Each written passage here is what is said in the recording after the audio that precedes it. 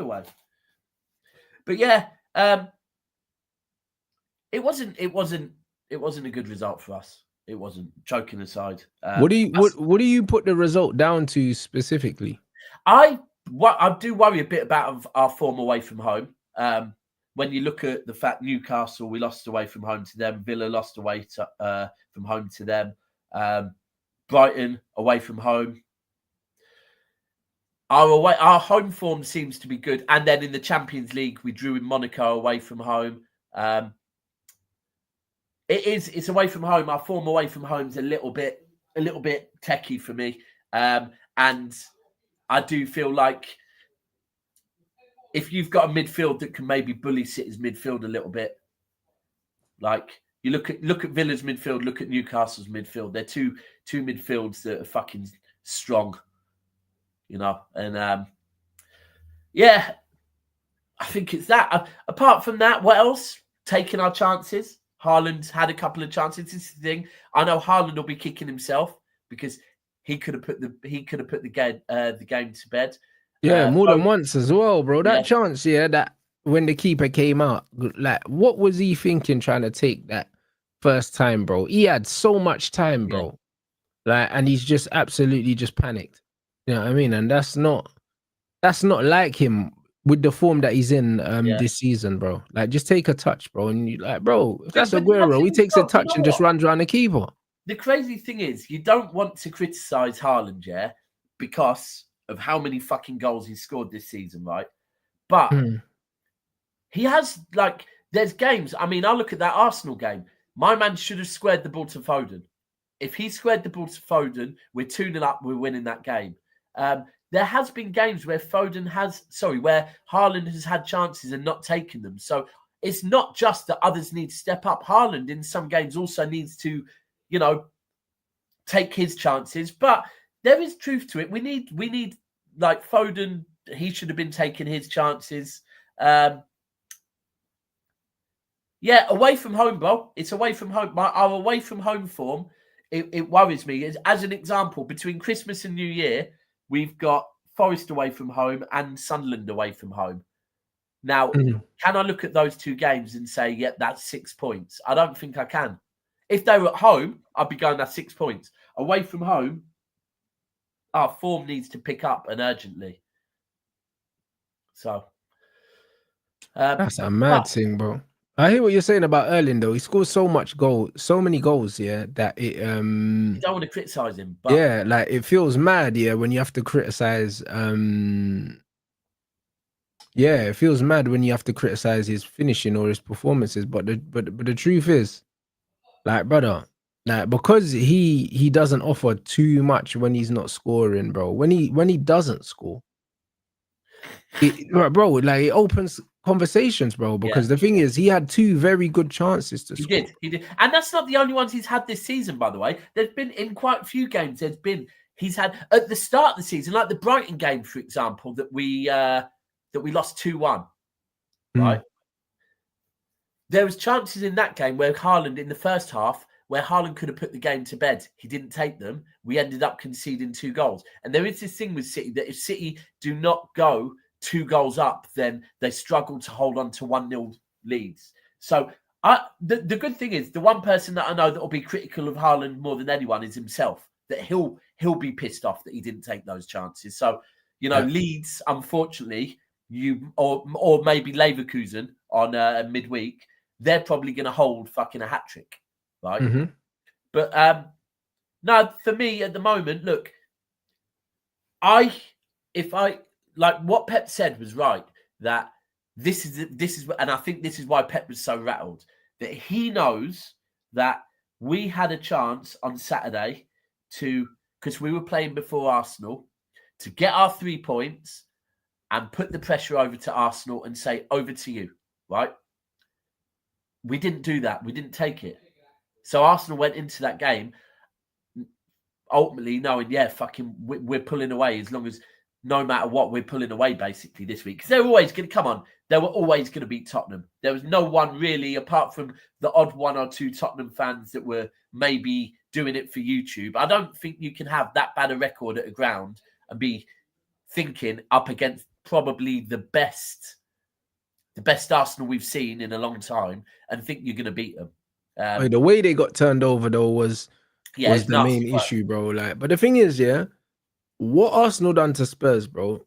Spurs have been looking like this all season, guys. I'll be real. Like, I've been saying to you, lot, like, and people have been saying, like, people think that, like, for instance, when I'm calling out Tottenham, man are thinking, right, it's because they beat us in the final, or like I'm sour or something like that. Bro, they're shit, bro.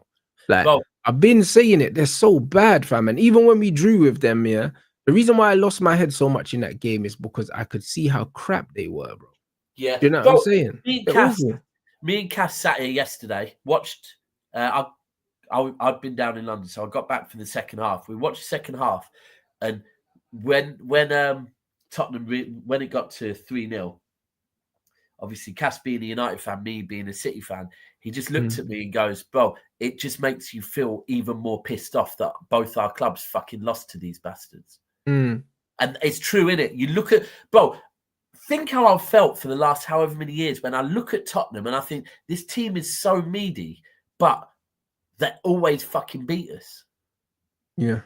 It's frustrating because they look really bad. And I can't lie, whenever we play Man United, I like to see Foden on the pitch. I think having Eze on the pitch, who is a true Arsenal fan, made a difference. I think that man was going there for a hat-trick. But also having Eze in between the lines instead of Ødegaard made the difference, because if them chances fall to Ødegaard, he doesn't score any of them. You don't score any of those. Do you know what I mean? So you know what? I hadn't thought of that, but you're spot on with that. Eze, and I said when they signed Eze is the type of player that will take some of their draws to wins. Yeah, because he does score goals. He is a game changer. No, he's got bags of talent, bro. Do you know what I mean? His finishing is just very inconsistent. If he could consistently convert the chances that he gets, he'll be a top player, bro. Because I've been saying, the reason why it's probably taken him so long to get the move is because his finishing's inconsistent. Because when you watch him for Palace, his footwork's there, the creativity's there, all them things are there, but then he'll get chances and he'll miss easy chances. And his GA doesn't look the way it should. And in this current climate, even though I don't care about GA, in this current climate, players are judged, by even scouts and these things on output. And his output is very like mediocre at best. It doesn't match his talent. Do you know what I'm saying? So that's the reason why it took him so long to get a move, bro. Because Elise was the one that was bagging the goals. And then he ended up at Bayern Munich, bro. Yeah. So Eze was only there because his output wasn't at the level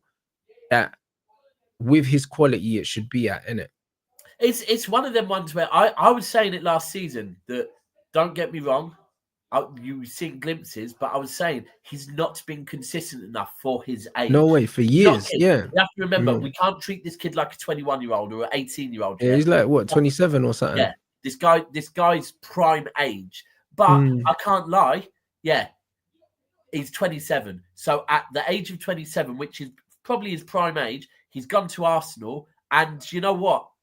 Like, he could be the difference for me. I said it at the start of the season, because he will take a couple of those draws where Arsenal fail to break teams down. And last season, you were starting to see it like we've seen at City, where you're just doing that sideways passes and no one's shooting. Whereas Eze is the type that will fucking just step in, take a touch, bang. And yesterday, that's what he did. You could see what it meant to him as well. So, see, Woody's saying I'm still skeptical about him. I think probably what you're saying there is you're skeptical about how good he is, and I would agree with that. And also his consistency, because bro, listen, I've been a fan of Eze's for a very long time. Yeah, he's an immense talent, but he's extremely inconsistent, bro. And that is the main issue with him. Some days he looks like an absolute world beater, and some days he's just a passenger in it. And it's one of them ones where, at his age, you would have thought that he would have worked it out by now. Do you know what I'm saying? But he's still working it out. But he's got crazy talent. Bro, do you know what? I think Arsenal fans probably appreciate it a bit, and at times for me as a City fan, I certainly appreciate the players that just fucking shoot, bro. That actually, and I'm not meaning your nines, right?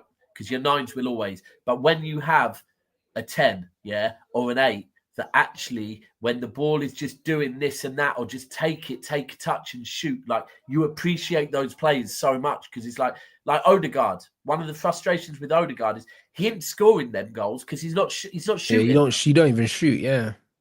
And I always remember like one thing with with Sturridge that I used to appreciate, right, is that, and I remember one Liverpool game where he came on, Liverpool were losing, he came on, every time he got the ball, one touch, bang, out of his feet, right? And he didn't score, but keepers' rebounds were followed up and goals were scored. Because Defoe was like that as well, bro. When Defoe was anywhere near the box, it was one touch and hit the target, bro. Like, what you got to be doing?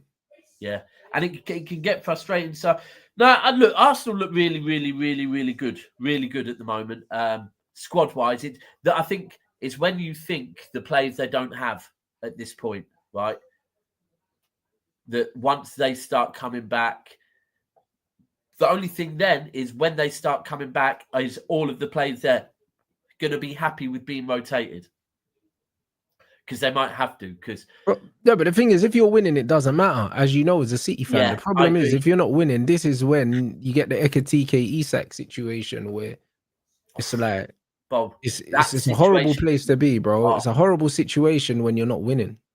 Bro, I wanted to see that situation right there, the Ekatike Isak situation. It's beautiful to watch. Beautiful to watch. I didn't watch, like I said, I didn't watch the Liverpool game, but I heard they were bad. I heard they were really, really bad. But they got absolutely brushed aside, bro. You know what I'm saying? At Anfield as well, and that's the thing when you're looking at it now. So that's their last game before the international break was 3-0 to us. Now they're 3-0 to Forest at home. Yeah, it's nasty. Like, and I heard at one point they were playing Kirkes in the 10. Broski, you know what's mad, yeah?